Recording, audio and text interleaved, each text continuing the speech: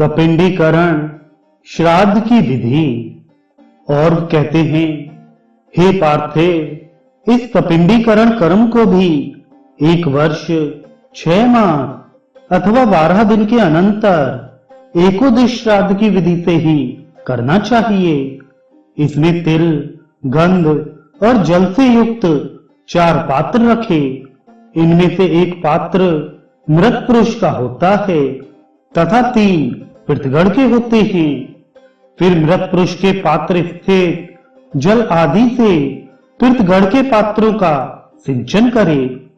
इस प्रकार मृत पुरुष को पितृत्व प्राप्त हो जाने पर संपूर्ण श्राद्ध धर्मों के द्वारा उस मृत पुरुष से ही आरंभ कर पृथगढ़ का पूजन करे।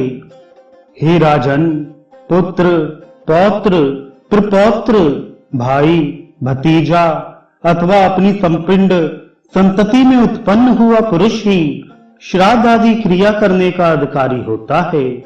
यदि इन सबका अभाव हो तो समानोदक की संतति अथवा मार्ग पक्ष के पिंड अथवा समानोदक को इसका अधिकार है। हे राजन, मार्त कुल और पृथ कुल दोनों के नष्ट हो जाने पर स्त्री ही इस क्रिया को करे, अथवा यदि स्त्री भी ना हो तो साथियों में से ही कोई करे, या बांधवहीन मृतक के धन से राजा ही उसके संपूर्ण प्रेत कर्म करे। संपूर्ण प्रेत कर्म 3 प्रकार के हैं, पूर्व कर्म, मध्यम कर्म तथा उत्तर कर्म। इनके पृथक पृथक लक्षण सुनो।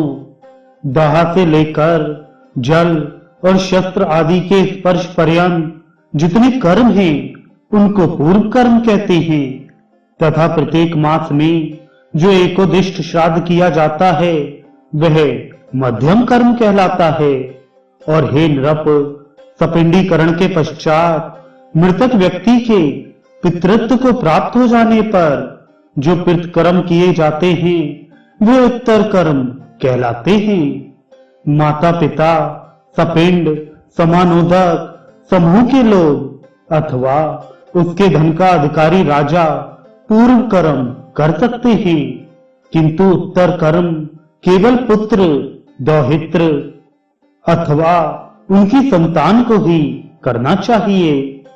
हे राजन, प्रतिवर्ष मरण दिन पर स्त्रियों का भी उत्तर कर्म एकोदिष्ट श्राद्ध की विधि से अवश्य करना चाहिए।